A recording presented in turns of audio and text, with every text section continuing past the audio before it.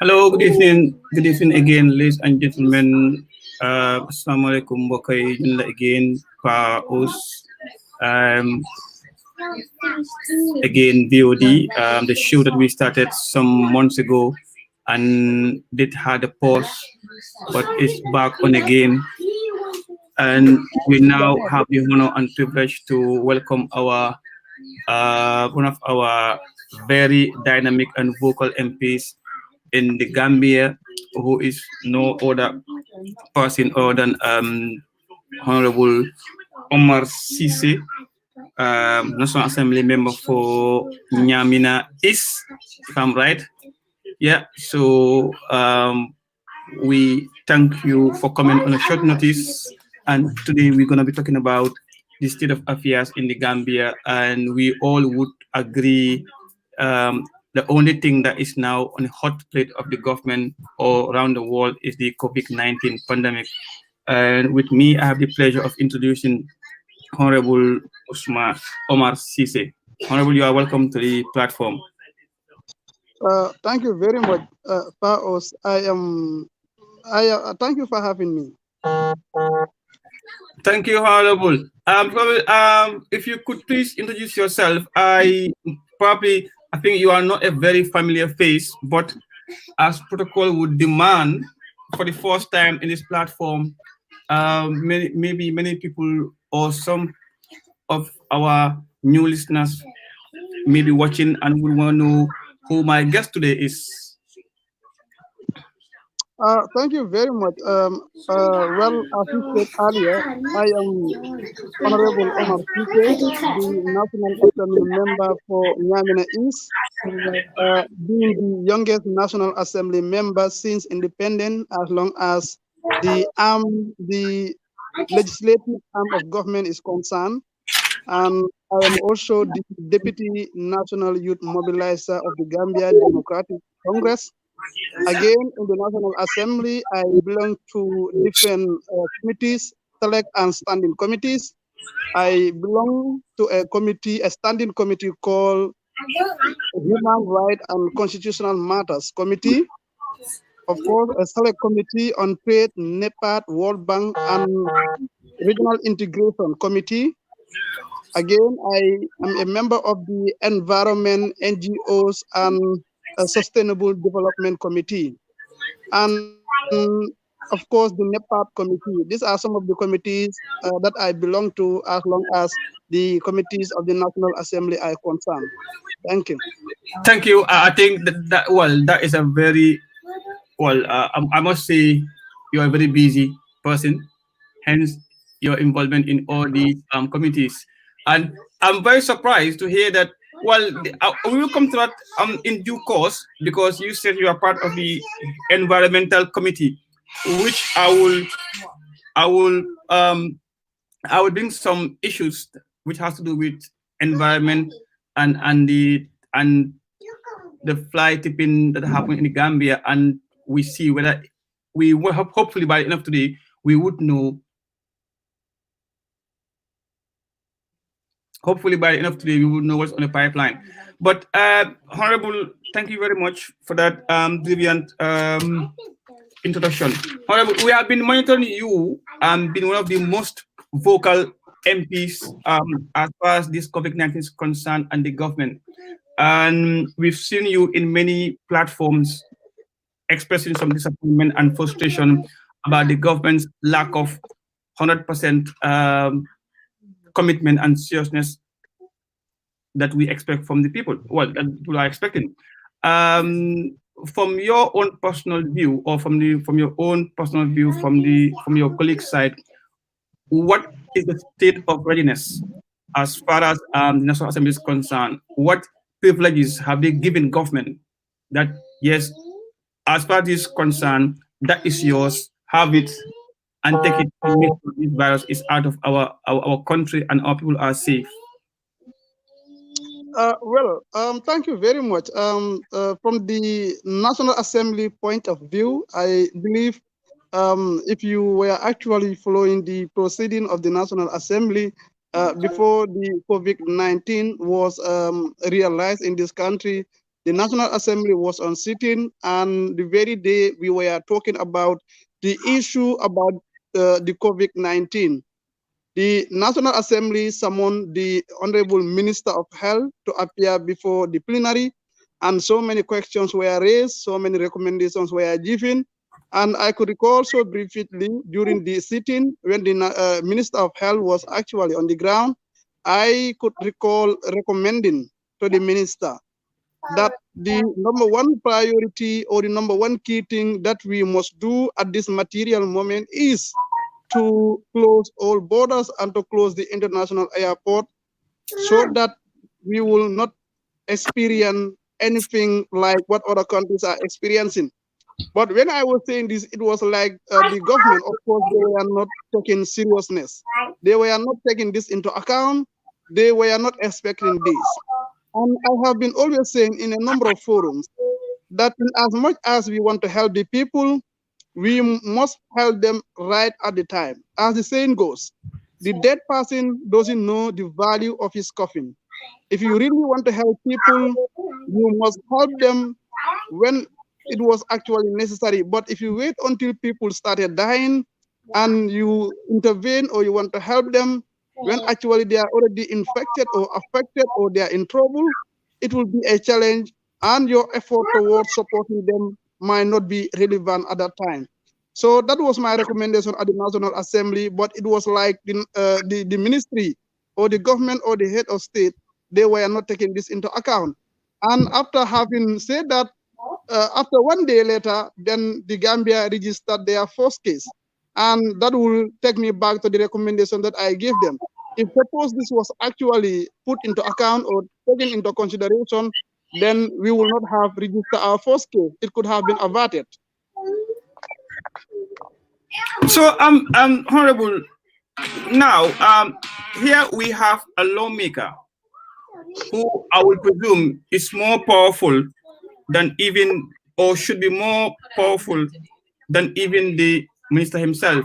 Now, a lawmaker make a recommendation, and can we say the government downplayed your recommendation? And if that is the case, what could be the consequences?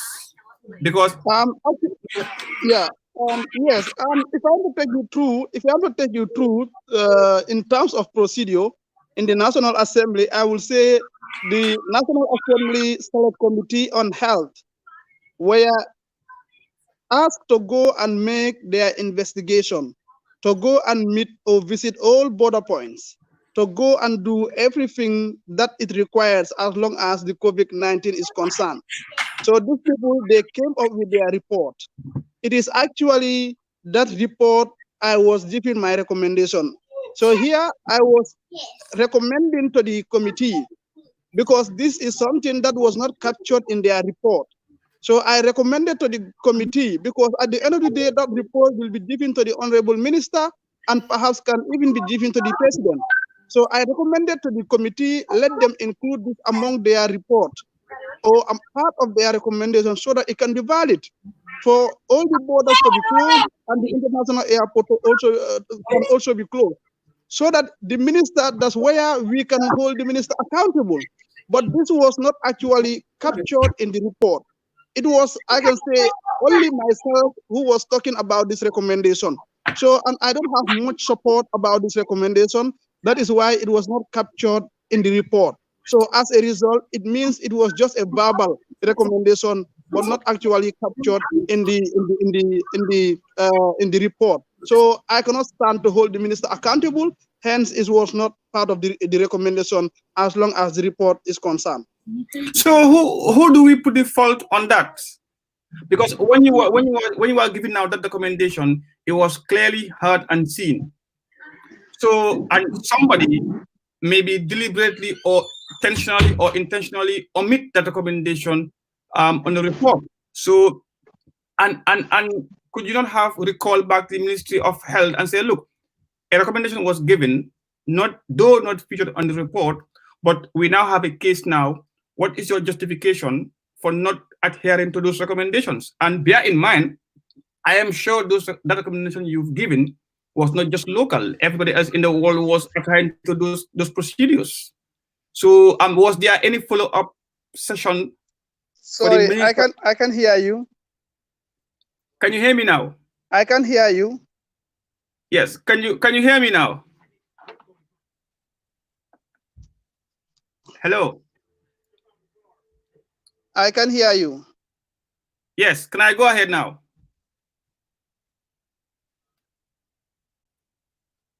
Hello? Can you hear me?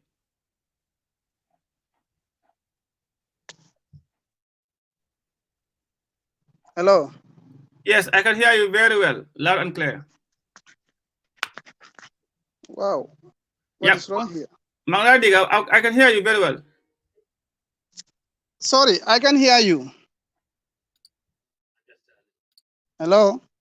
Yes, can you hear me? No, I can hear you. Whoa. Hello?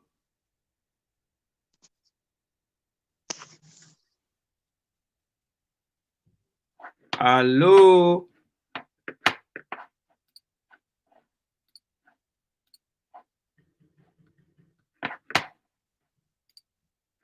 Hello? Yes, I can hear you, but very little. Okay, let me see. Yeah, can you hear me now? Very little. The voice is coming very narrow. I think that might be your network. Still now you can't hear me.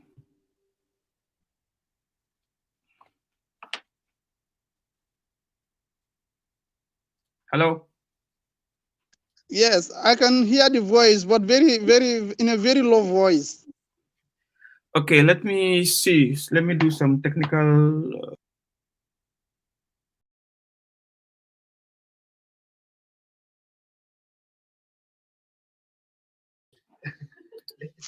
Can you hear me now?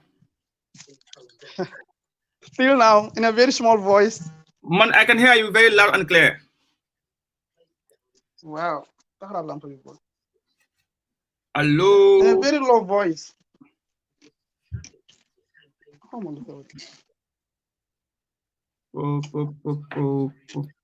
Okay, let me do this way. No, I can hear you. Yes, can you hear me now? Yes, just somehow, not clearly. Okay, can we try with this? Wow.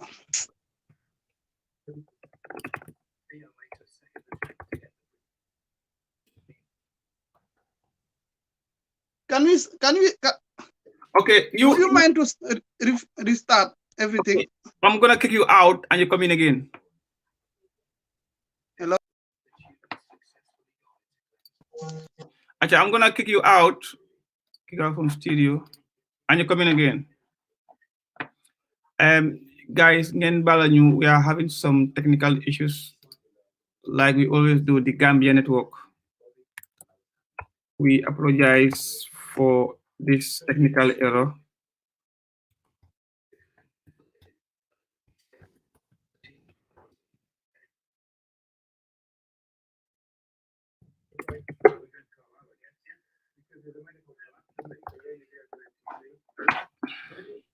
Okay, Nakam? Yes, I can hear you now. Yes. Yes, yeah. Well, yes, listeners, we were having some technical issues due to the poor internet connection from my end or from Gambia's end. But Honorable my question was, you gave a recommendation, and then which was not featured in that report. Um, the question was, did somebody intentionally or just deliberately did not do his job correctly by not including the content of the deliberations of that session into the report, which should have been the case?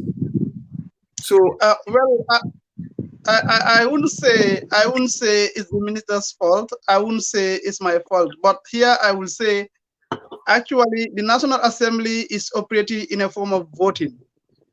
Whenever there is something before the National Assembly, at the end of the day, after the debate, after whatever recommendation, after whatever that one has to say pertaining or in respect to the subject before the ground, at the end of the day, people will vote and say, yes, recommendation A, we can accept it. Recommendation B, we can accept it, and it goes on. So these are some of the things. So if majority of the National Assembly or a larger number of the Assembly are not actually in respect or are not actually acknowledging that recommendation, so there is nothing much that I can do.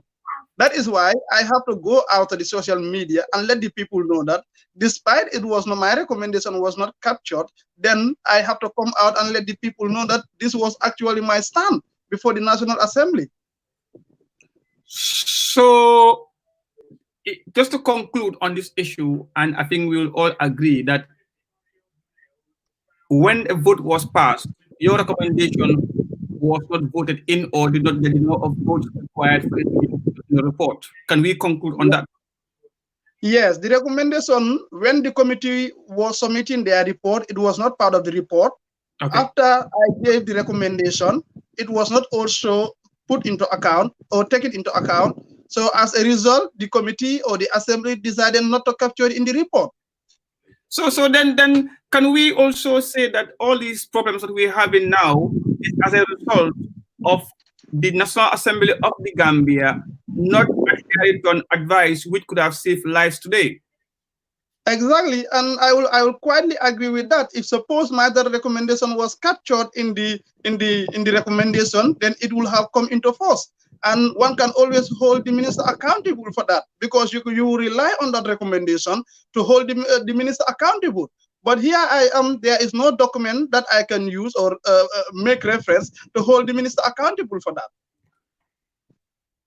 Thank you very much. And I hope now it's now very clear, because I'm not sure if many media houses or everybody in the Gambia did understand in detail that a very important recommendation was voted out or was even part of the voting process for the government of the Gambia to implement. Therefore, we do not only hold accountable the president or the minister, but also the National Assembly members or the committee who did not or fail to realize a very important point as an oversight, I say, or could I say this was a slip, this just slipped in the tongue, or an oversight that which cost today Gambia 4 or 3 confirmed cases.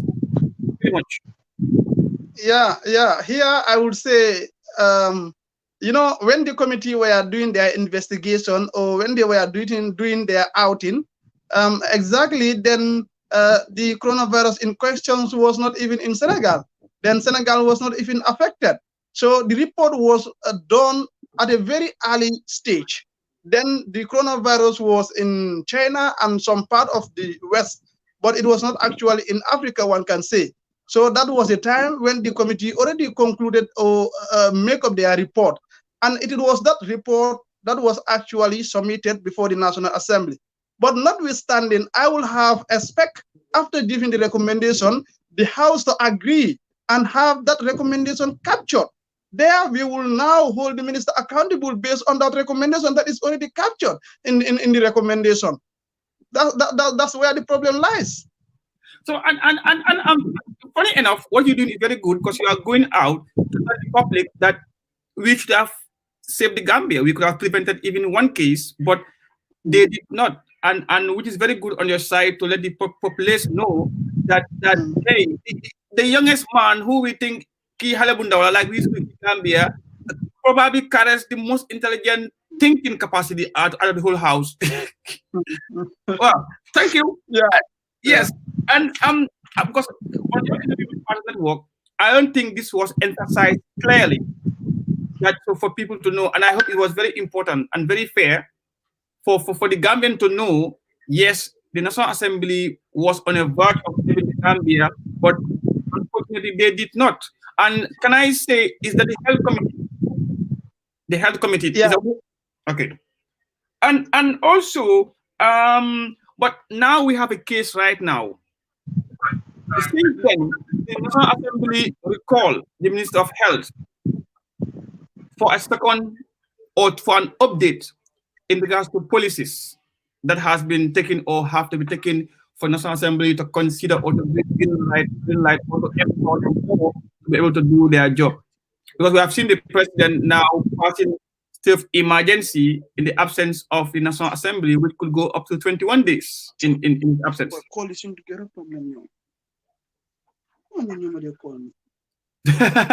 Another problem. I know.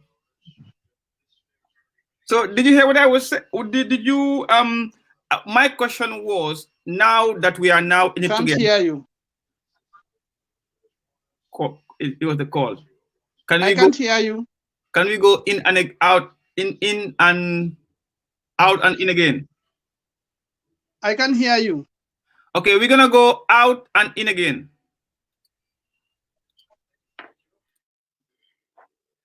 And listeners, in the middle of a very important discussion. Then when call comes, they cut off this thing. So we're gonna hope to see Honorable back again very soon. And I sincerely apologize for these cuts.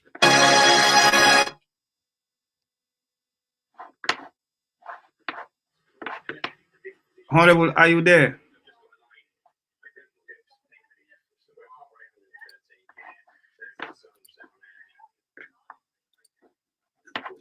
While we wait, we just want to get this.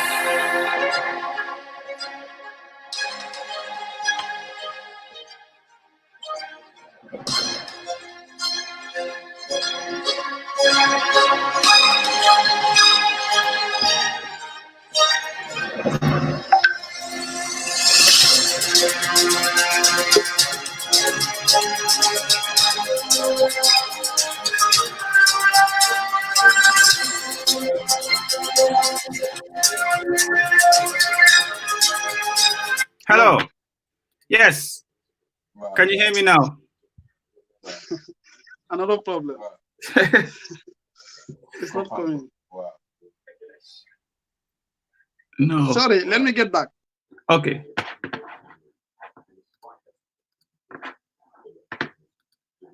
Guys, again, we solved this internet problem in the Gambia. And I'm very surprised how the Gambia is going to fight and defeat this coronavirus when we have this kind of poor internet in the country. We sincerely apologize for this and the inconvenience.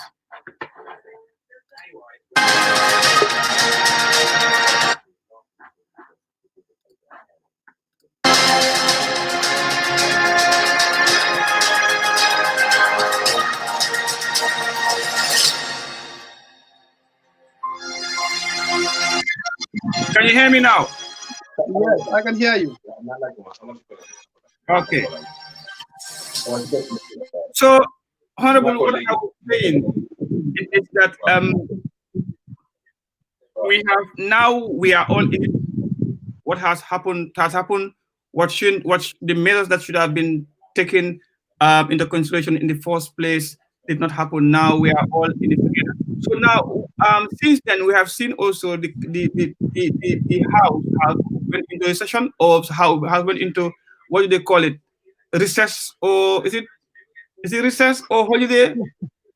No. Well, the sitting is suspended. The House is on session, but the sitting is suspended.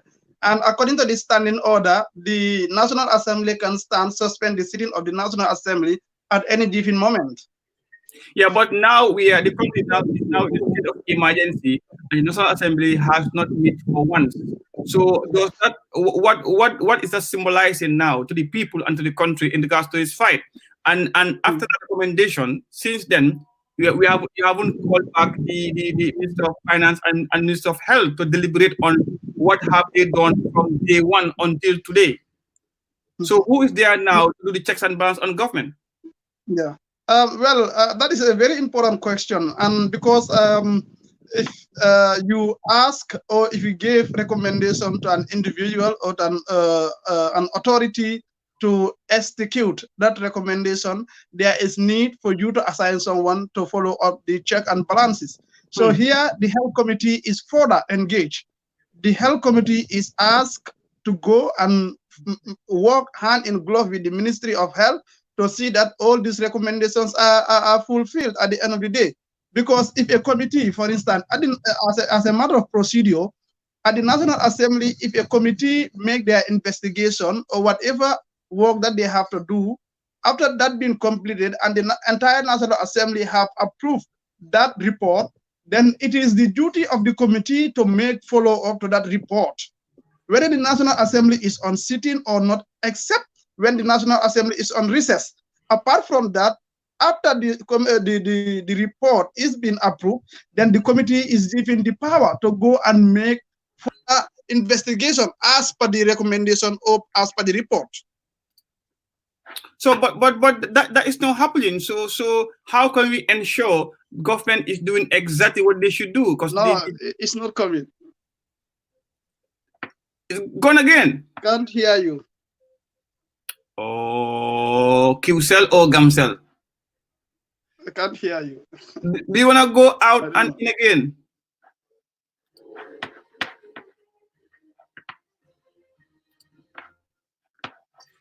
Okay.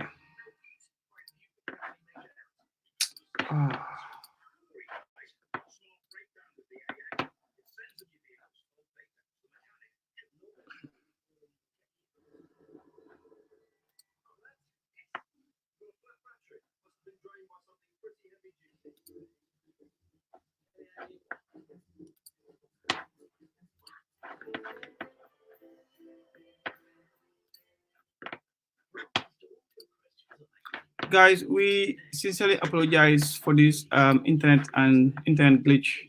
It's making the program look so boring.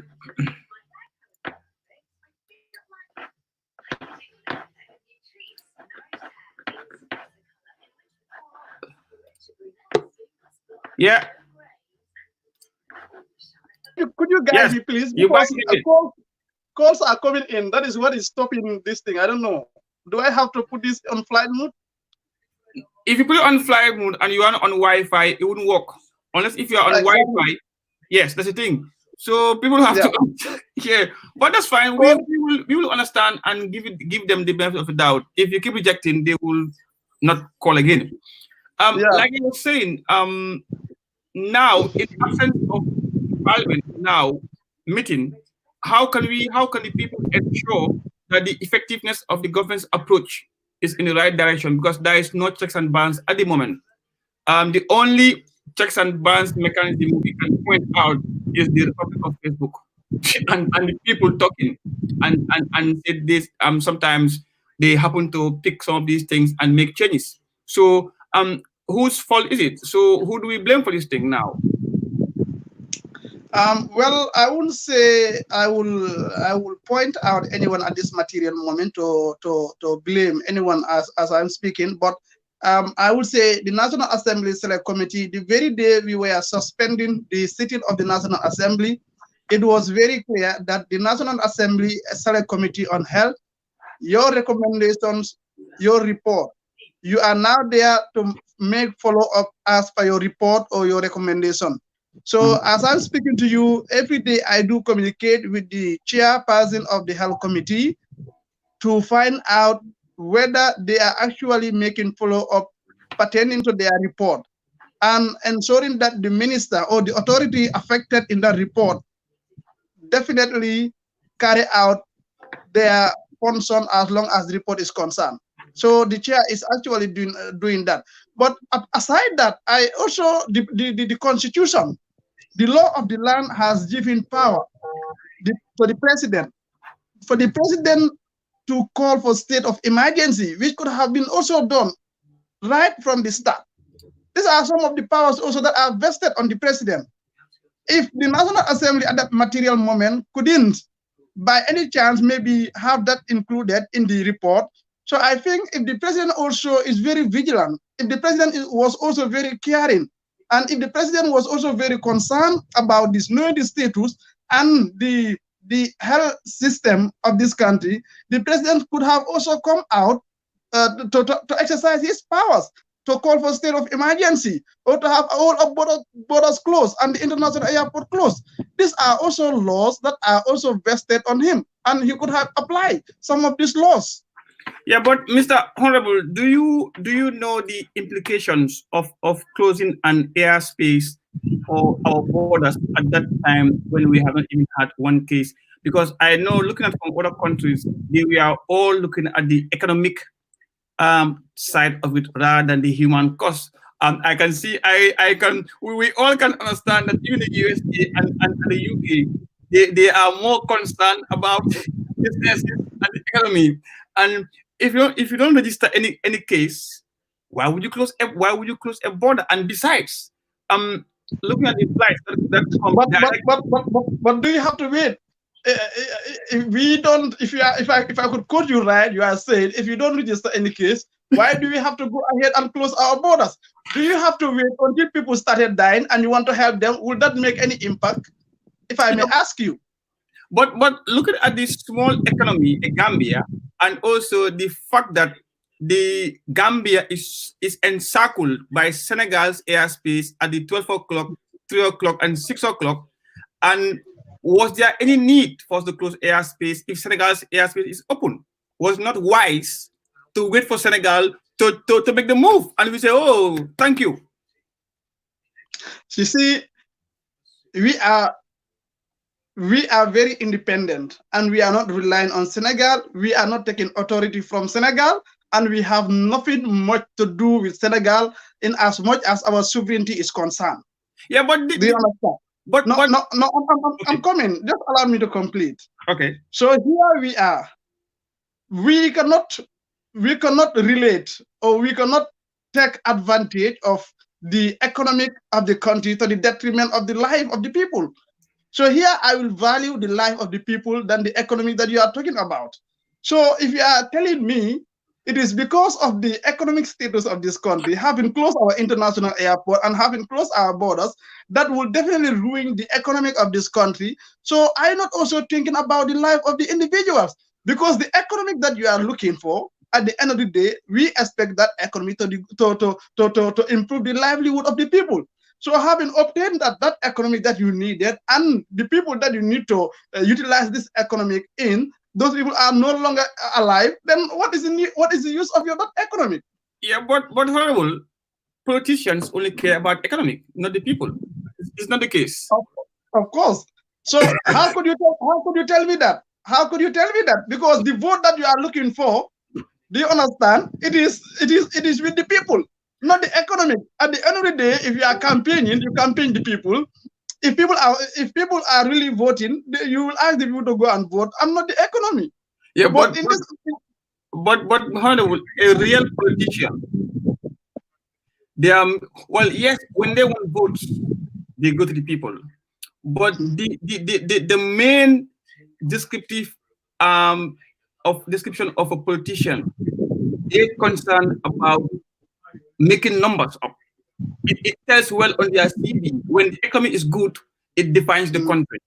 Today, Gambia is in the world map because we are a low economic country. Now we're talking about USA as a superpower. That is because their economy.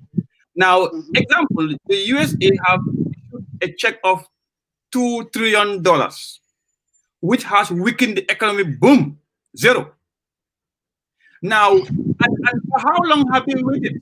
Now we have seen their president today thinking of even taking some tougher measures on New York. So now the Gambia, when we talk about the airspace, we do not have much direct aircraft that come to the Atlantic Ocean direct to Gambia without the airspace of Senegal. So now, was it not a wise idea for this time around, for the first time, to play smart game with Senegal and say, look, we won't close unless you close. But now they close, and now we close.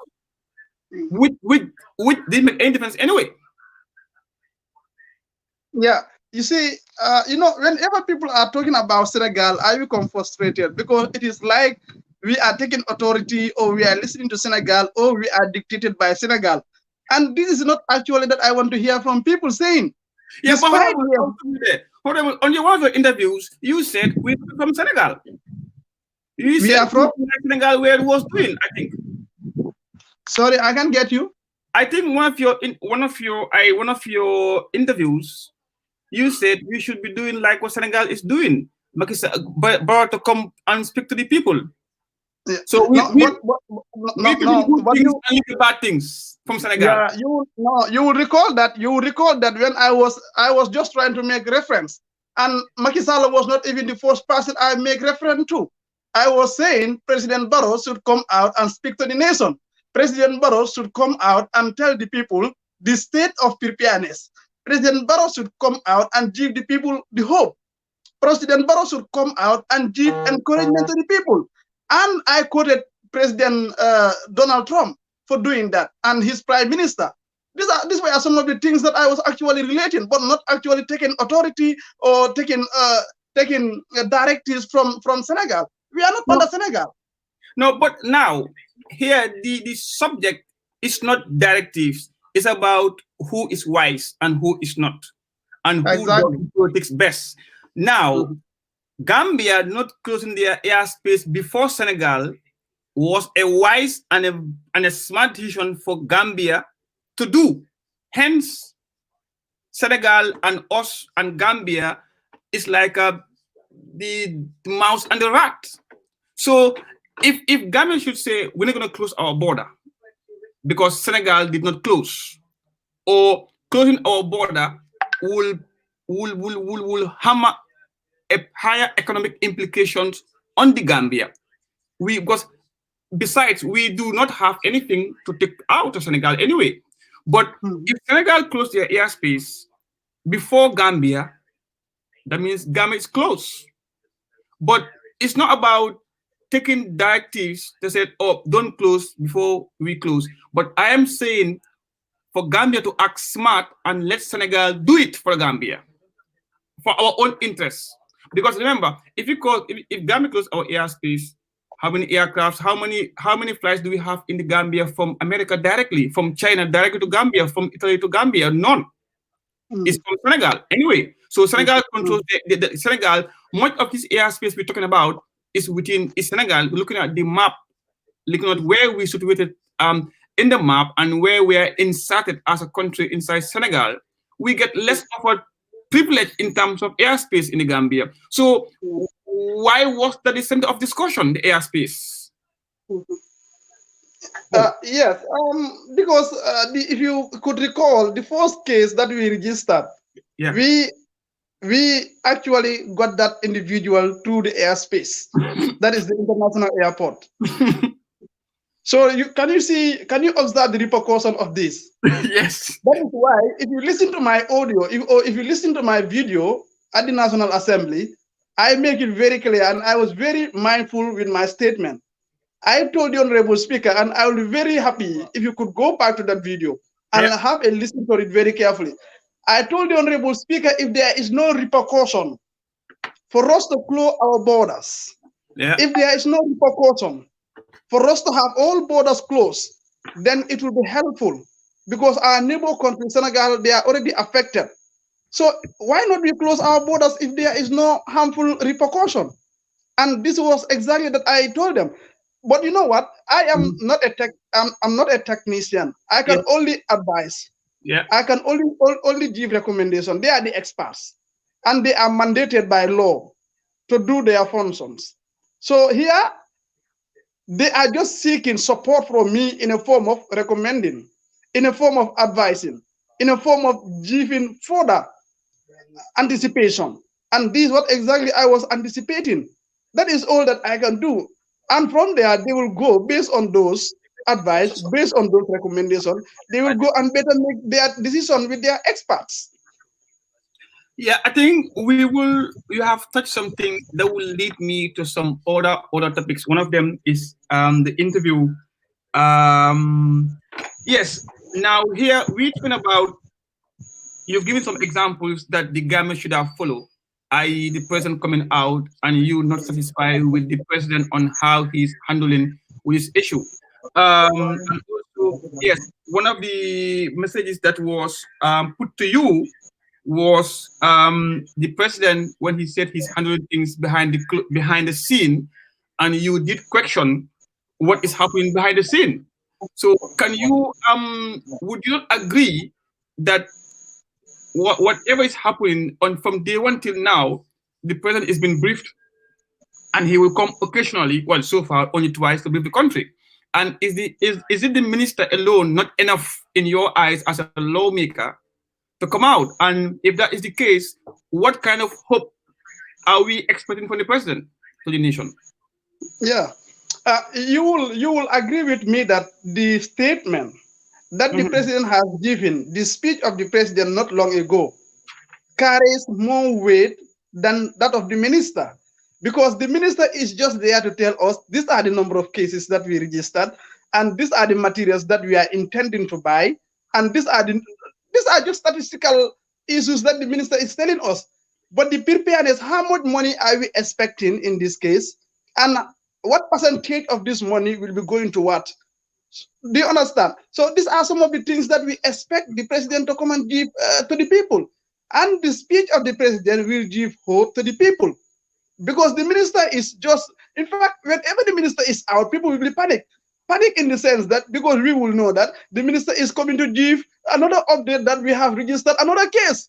So that is already a panic. So we expect the president also to come out whenever there are some of these things, some of these updates coming from the minister, the president to come out and also give hope to the people.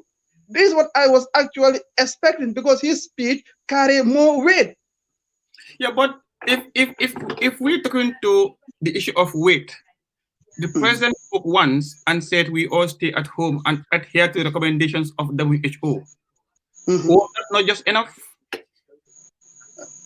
Not actually, Okay. So, because no, excuse me, not actually, because if you are asking me to stay at home, me who is a farmer, me who is a small trader, a hawker, one can say, me who is handling a small business, I who is just a driver, you are asking me to stay at home without telling me where will I get my source of living. So is that not a question? These are some of the issues that we must also put along the line. So if you're asking people to stay at home, what next? What are you ready to give people, those that are staying at home, to have their daily life? So this was not actually mentioned in the first speech. but Honorable, was that not the job of the National Assembly To do what? to try to make sure that money that is said to be given by the government is being disbursed to the people? And is it not also because of you are voted in by Nyamina East? Now, if the Okay. people of Nyamina East now are asked to stay at home, they Mhm. expect you as their lawmaker, as their voice, to tell them what percentage of the government support is coming to them and coming to their houses if they stay home. Now, what we have seen now is now even the chairperson of the health select committee going out giving out buckets. What is more discouraging than what the president has done? The two, can we compare the two here? Mhm. Now, what are Okay. the people going to do now? Nyamina is Yeah. You see, you must understand that the money in question, the fund in question is not disbursed. And I believe you are aware of that. yeah. So the National Assembly, there are 5 ways in which one can access this fund, or the government can access this fund. If you are not aware, one, this money can be accessed through loan. This money can be accessed through grant.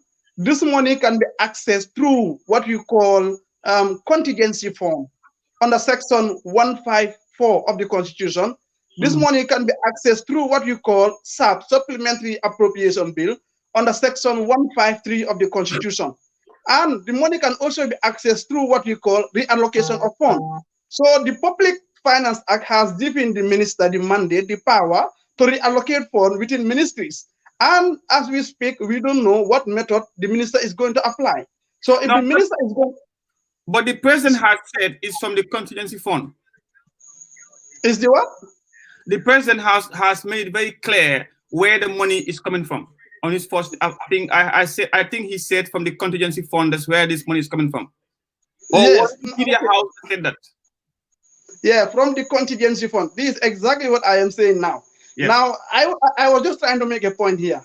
Okay. If the money is coming from in a form of supplementary appropriation bill, the national that must be submitted or tabled before the National Assembly for approval. Yes. If the money is also coming in a form of contingency fund under section 153(4) of the Constitution, the money also has to be passed. That bill also has to be passed before the National Assembly for approval. The only method that can be applied for now is reallocation of fund, which is the minister can always do without passing it through the National Assembly. So I don't know actually what method are they going to apply. If they are going to use this form, that is supplementary appropriation bill, then the National Assembly will be summoned or will be called to have a sitting on that. If they are going to apply contingency fund, the National Assembly will be called to discuss on that. But if they are going to use allocation of fund, then there is no need for National Assembly to sit. So they need to come out and tell us what method are they going to apply. And if they are applying this too, they will call the National Assembly and inform them. See, I'm sorry, I'm Hoyo Ipinyasi. This is me, Paos, and my guest today is Honorable Omar Sisi, the youngest MP and the most intelligent MP, I would say, since independence, I would say, or ever since Gambia got National Assembly. He is a National Assembly member for Nyamina East and is my guest today. Thank you. However, we have made here a very important point, and I think it's very important for the Gambians to know that this money is still hanging on a balance, or the announcement.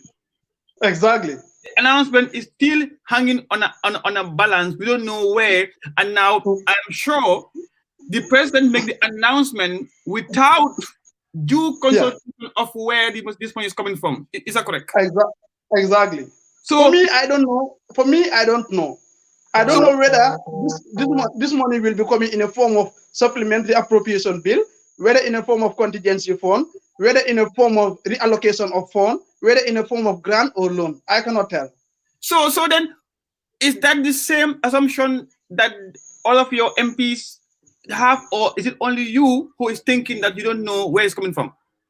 Well, I cannot speak on behalf of other MPs. I am speaking in my own capacity. But you are friends. You talk on phones.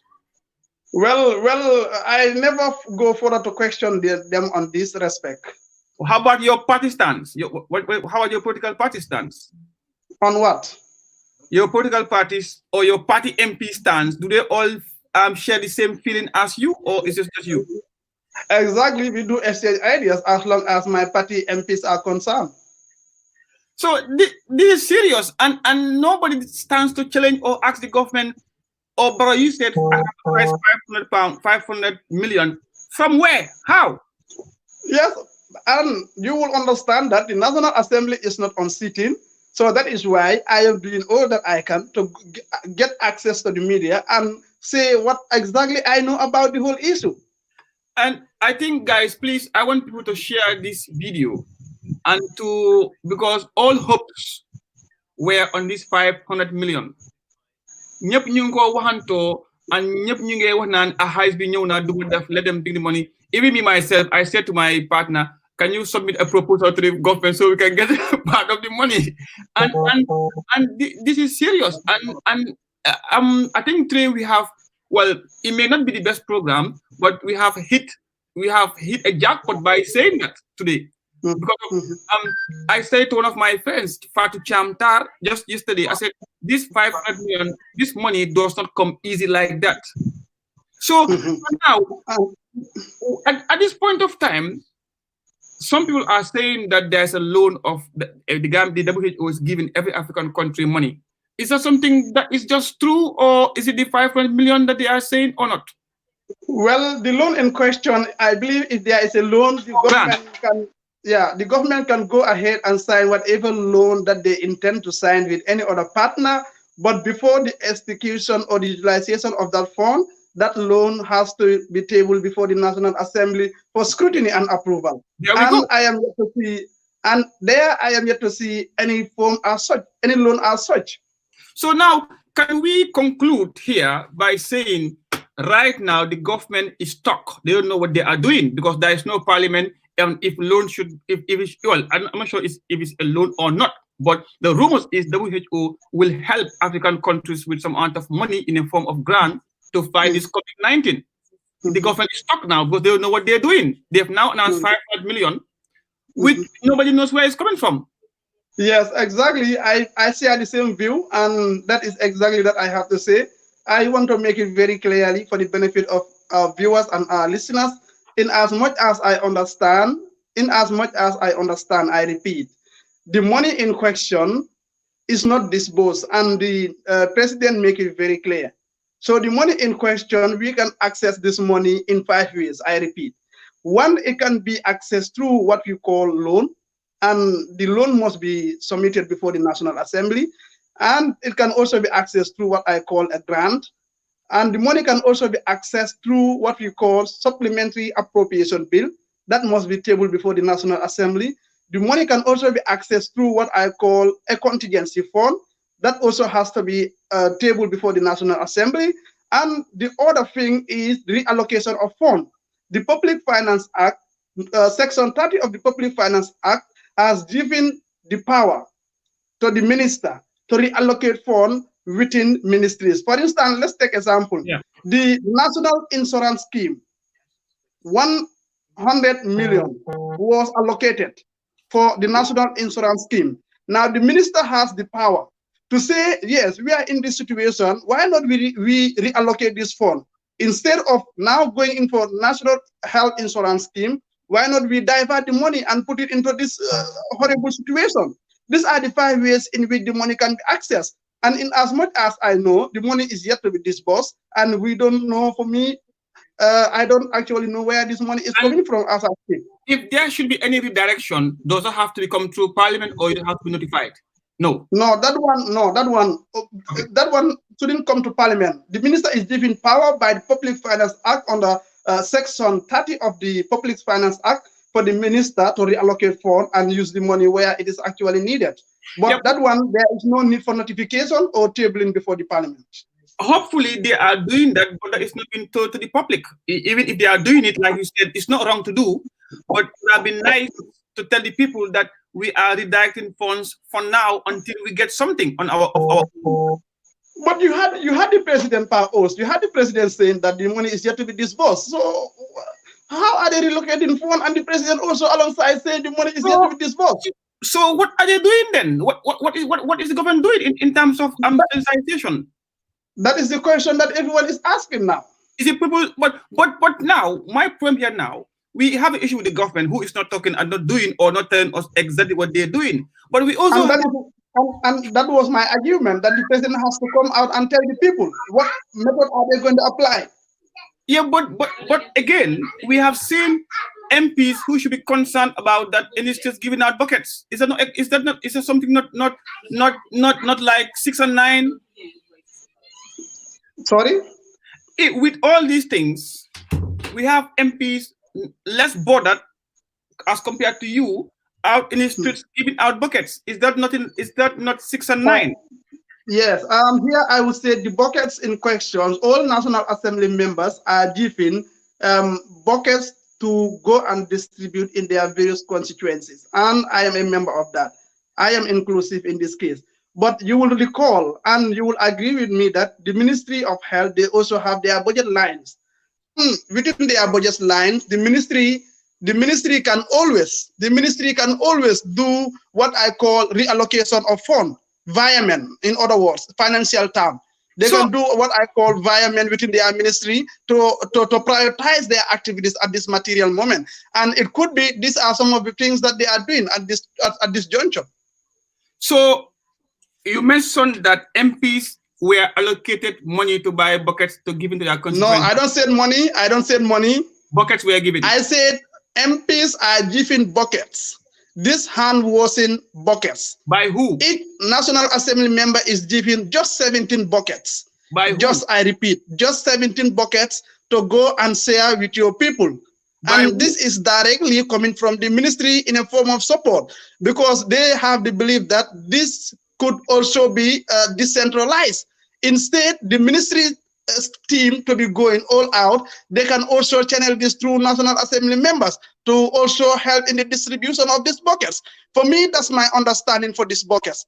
But I can hear you well anymore. So, can you hear me now? No. But don't them we have to come out and in again. You must have to hear me. I can't. Can you hear me? No. But you must go out and in again. I will go back.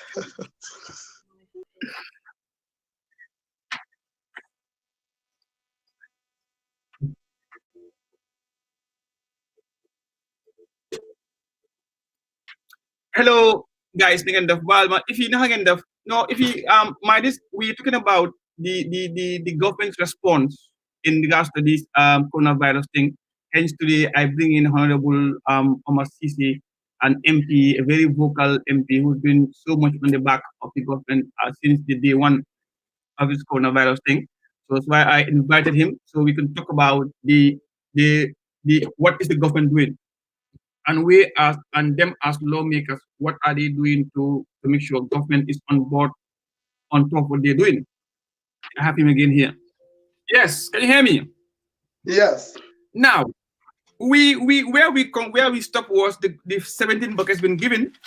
Can I also confirm to the audience that now all 50, is it 54 or 53 constituencies, they all get 17 buckets in them, in their constituencies?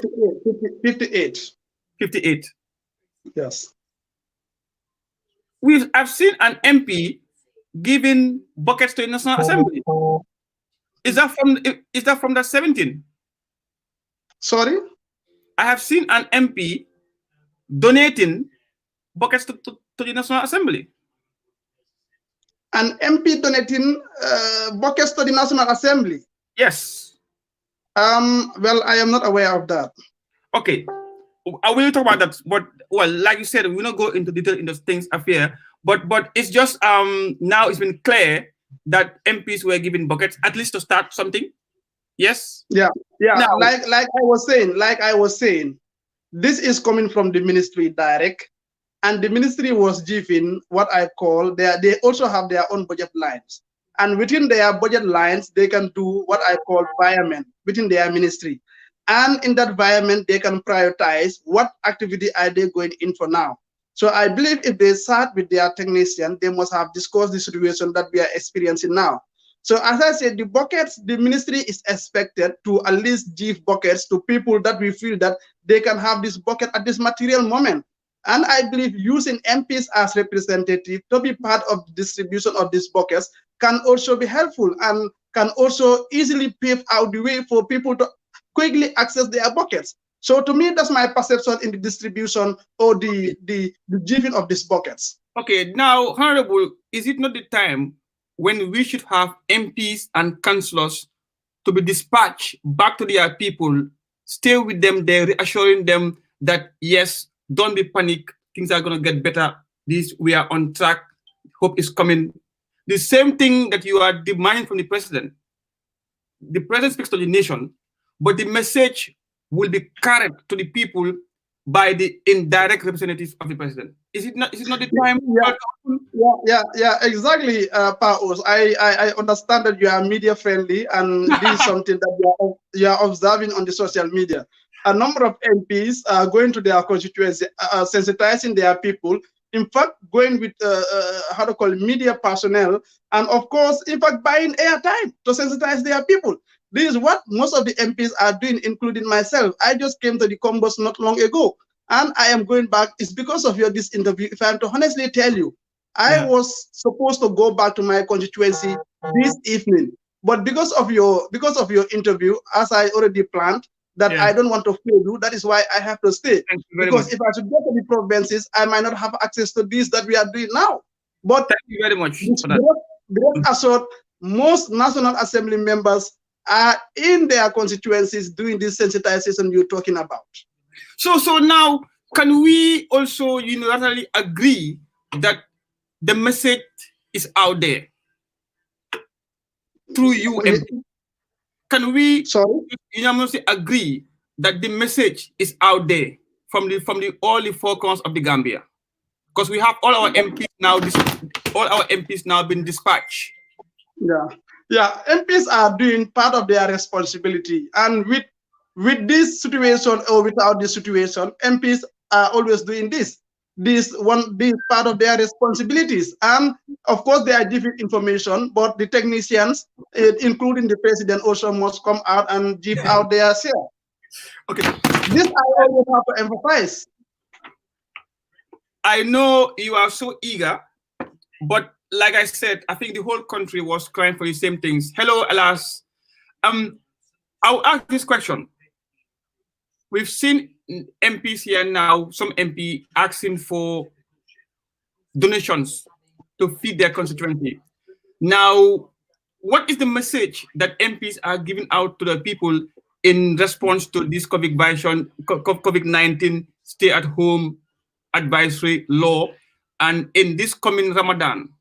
Because if you go to Nyamina East and tell them, look, wow, assalamu alaikum, token kir, blendam si nakoy, blendam si family, they want to kir pu jango ji gina right now.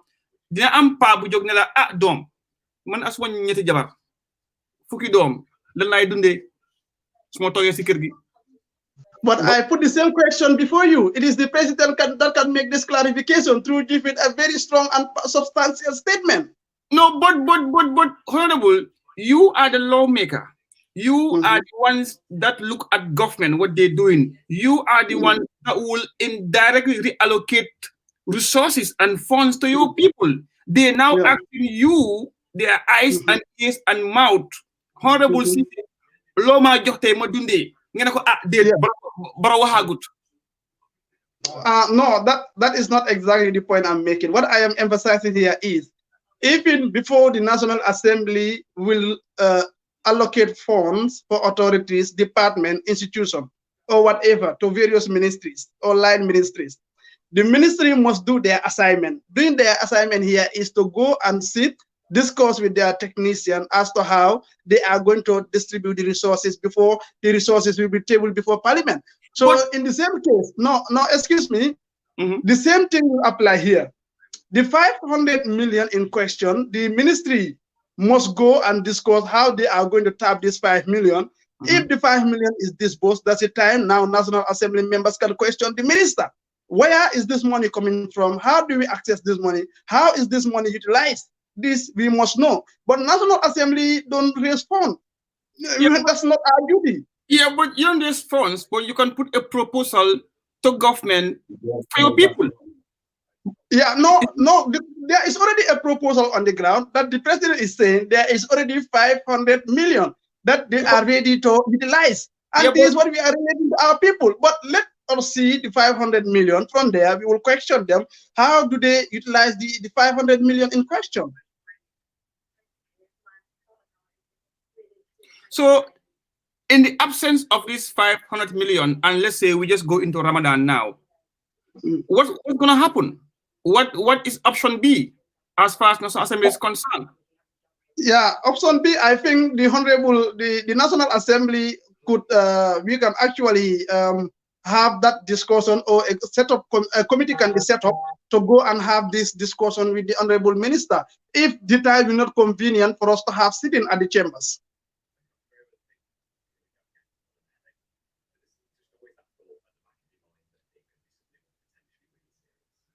Can you hear me? Yes. Yeah, and thank you. And Honorable, now some countries, you have seen many countries, they have some stimulus package to help businesses right now. I know the National Assembly didn't go very far in trying to discuss these things, how to help businesses who are closing down, And today I've seen a video, some businesses that are closing down because of this coronavirus thing, and they may be having some losses. Is this something that you personally or your colleagues or the house that you belong to would want to look into and say, look, let's compensate them with tax breaks, for example? Because would it be fair? Would it be a fair game? Yeah, and this actually, I am very, very much concerned about this, because the very day the president gives, how to call it, how will I say it? The very day the president make a statement surrounding this issue, that was my first question: state of emergency, asking all non-essential businesses to be locked down or closed. That was my first question. I asked myself the question: how are we going to compensate these individuals? Because some of them are employed, some of them employ individuals in their shops, and we expect those individuals to receive their salary when the business is not actually ongoing. We expect the owner of the business also to be paying his rent, monthly rent. And where is that individual going to access that money when the business is not ongoing? So I think these are some of the questions that the president should clarify. The National Assemblies are issues that we can always clarify when we are on sitting.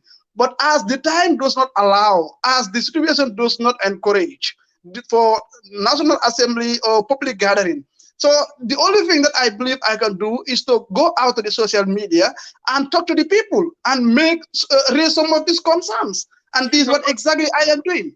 But Honorable, in these trying hard times, the National Assembly should be able. I can hear you.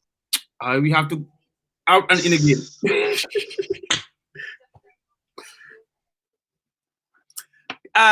Hello guys, thanks for watching, and it's me here today, Pao State of Affairs show, with my guest, Honorable Cisse Omar Cisse of Nyamina East. We talking about the state of readiness of the Gambia government in regards to this COVID-19. What are they doing? What are they not doing? Not to criticize, but we are trying to critically analyze the current things that are happening. People are just talking about we have money, we have that. So, well, we now will know what is the current state of affairs, where do they stop, and where are we heading to, and what is available from their own side, and what is the government planning to do, and likewise, they as lawmakers, what are they doing to make sure government is doing the right thing and is government is doing the right thing to serve the people. Yes, I have you back. So what I was going to come to is, in these trying times, we could have a bill, like a COVID-19 bill, which will spell out the approach, which will spell out these measures on how to help people and businesses, even though in the Gambia, it was very hard. The civil society NGOs are taking upon themselves. And we have also seen the president making a public plea to the private sector. Shameful, but not bad. So now, could we not have, because the TRC, we had a TRC bill, and now which makes it illegal for people to be summoned and not attend TRC and they get prosecuted. Could we not have the same thing for this coronavirus thing, a bill that will make every approach legal? Yeah, it depends. Paos, I must confess to you that I am not actually a legal expert, but I will say in this horrible moment we are, I think anything that is applicable within the jurisdiction of the law, one can always carry out that. And these are some of the things that one is always thinking about. But the first approach now that we can do in order to mitigate the problem in that we are experiencing now, the 500 million in question, we should try by all means, if the National Assembly will give their blessing to that money for it to be disbursed, then let it be tabled before the National Assembly. It is also in a form of help.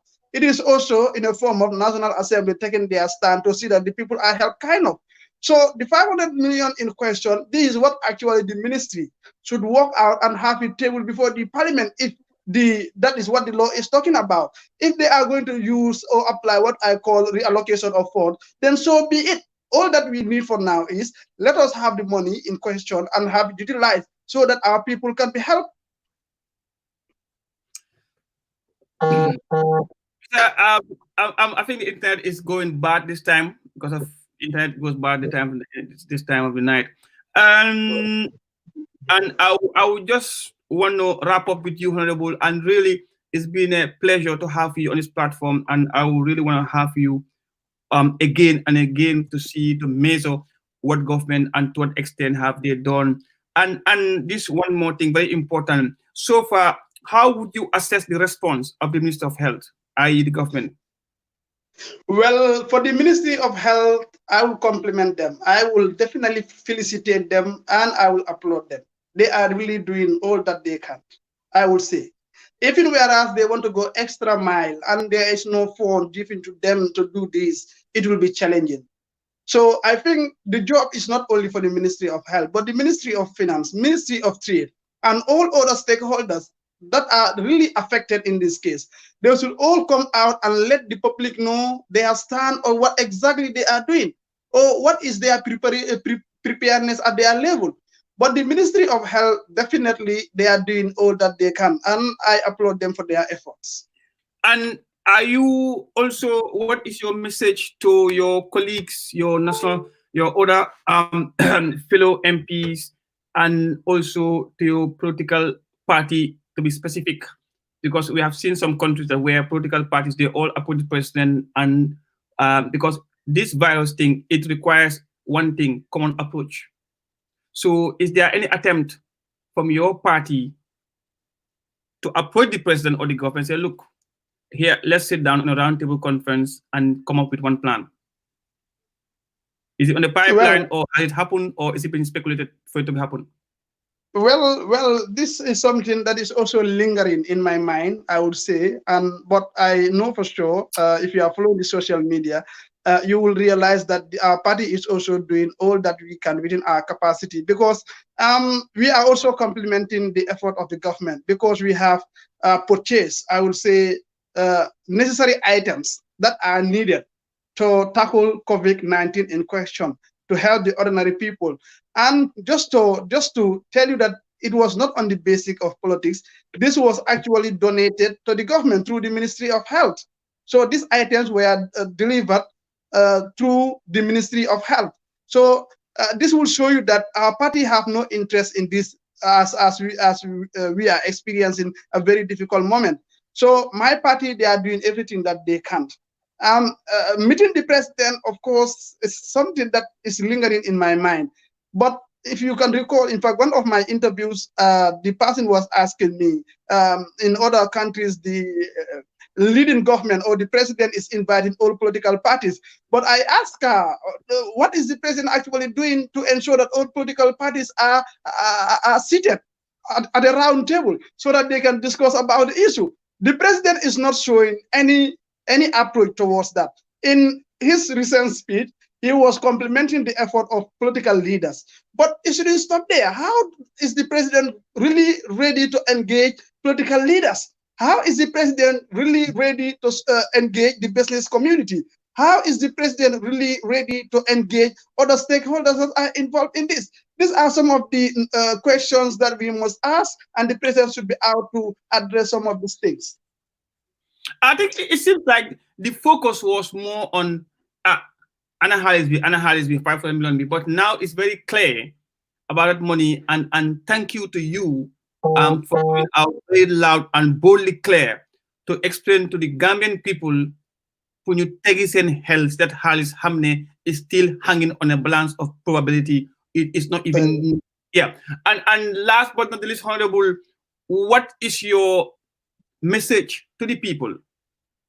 Yeah, my message to the people regarding the coronavirus is we must come together and utilize our resources. We must come together and utilize our knowledge. We must come together and utilize whatever that we have within our capacity and help the ordinary people in order to fight COVID-19 in question. Here, there is nothing like politics. We must set aside our individual differences and fight the virus in question. Aside that, I will always want to remind the government, I will want to remind the president in particular, that the occupation of political space is that one for servanthood. The occupation of political position or political leadership is that one for you to know that is a privilege and honor. For one to occupy political leadership is not actually on the basic of tribalism, it's not on the basic of nepotism, it's not on the basic of racism. I always want to remind the president that the electoral vote is a charge on him to deliver on health, to deliver on education, to deliver on agriculture, and so on. I always want to remind the president that the occupation of political space or political position, the longevity in office does not solve our problem in this country. So let the president always bear in mind that that position he is handling is just a privilege and honor given to him. If the president is always reminding himself of all these things and that he is there to serve the interests of the people and not to privatize the public fund, it will be helpful. And the president will exactly go ahead and do all that the people needed in this country and not to privatize or to have anything to do with the public money. The public money is for the ordinary people, and the ordinary people must realize the value of that money. Thank you very much.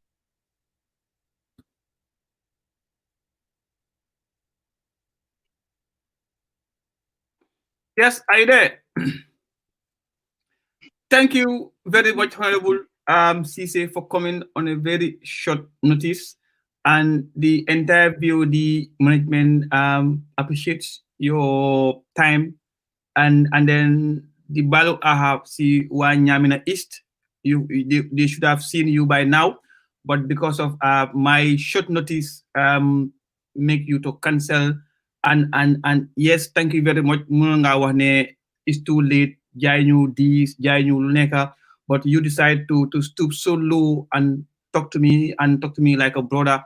And then I'm not a journalist, but national development and talk about national development is everybody's responsibility, and you accepted that for me, and I can't say much apart from thank you, and I wish you all the best in your political career, and also wish you a safe journey to Nyamina East, and then to your people in Nyamina East. I hope they stay safe. I hope they're gonna stay home. I hope they're gonna respect the social distancing, and then save lives. And then I hope help will come there at as soon as possible time. We from the diaspora here, we are making every effort to make sure every Gambian is fed from now on. Hence, this Ramadan is coming. We are trying on a daily basis, but there is a challenge that is going on now. And after this video, we want you to do 30 press-ups. And if you are too busy to do it, you can just call Jelly Madi and give him 10 bags of rice. Or call GDHI, give them $5,000 or $10,000. If Inyasi is watching, they are all watching. Police guy is watching. So we want to see a video of you doing 30 funny press-ups, or we want 10 bags of rice for you. Noko buge rek bana. But yeah, I have right now 24,000 people watching you on YouTube and on Facebook. And here is Honorable Omar Cisse of Nyamina East promising to either do 30 funny press-ups or 10 bags of rice, give it call Jali Madi, or 4 days Singate, or apply on social media, Facebook, Sweden. We want, because in fact, horrible, MPs are paid constituency allowance, right? Yes. Exactly. So now, since 2007, where has that money gone to? Imagine I cannot answer for others. I might not able to tell how others are utilizing their money, but if I should inform you, okay, can you hear me? Yes. Yes. I can hear you.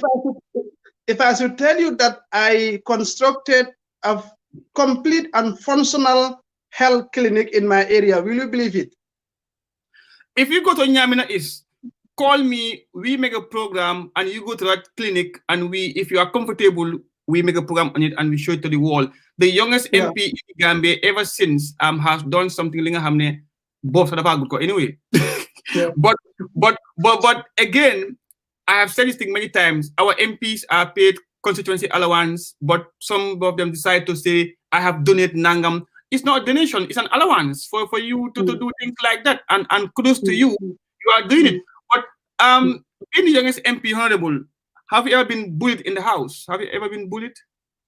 Not actually, because they feel I am as equal as they are in parliament. Okay, I'll just put your leg. So, on a final note, Honorable, are we expecting 30 pull-ups or 10 bags of rice? Yeah, I am going in for the option A. No. Which option A? The push-up. No, but we are saying funny push-ups, not just Exactly. up, one, left, right there. As you is now. No, that means either with your boxers or either with doing something funny. So we want, in fact, the rule was you do 30 push-ups with 5 bags of rice or no push-ups with 10 bags of rice. Jalima is watching, if Inyasi is watching, GDHI, they want your support. Well, I can't say any other apart from Banjul, but this is my brother advice. If you go to your place, please, you are young, you have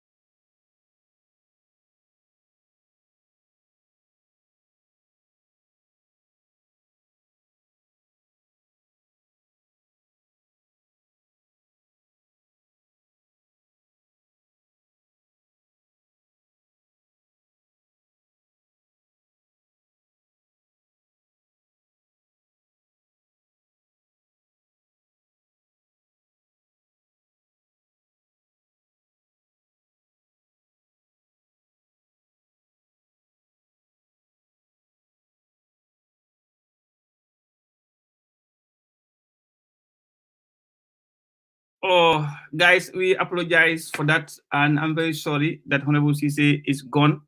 But thank you very much for coming. For watching and listening. You can also watch again this program on YouTube and on our Facebook page. Please do follow us. It's Voice Out Digital. The logo is down there. You can never miss it. And follow us on our YouTube channel. We do upload every program we do. And this was the State of Affairs program brought to you by myself, and my guest was Honorable Omar Cisse of Nyamina East. Honorable, thank you very much for coming, and we appreciate your time here. Thank you, listeners. Jërëjëf yooyu noonu déglu. A quick advice: Gambia, stay home, stay safe, and maintain the social distancing rule that government has issued, and we can kick out this virus at a very, very short time. We want to go on our normal lives. We don't want to stay home anymore. Thank you.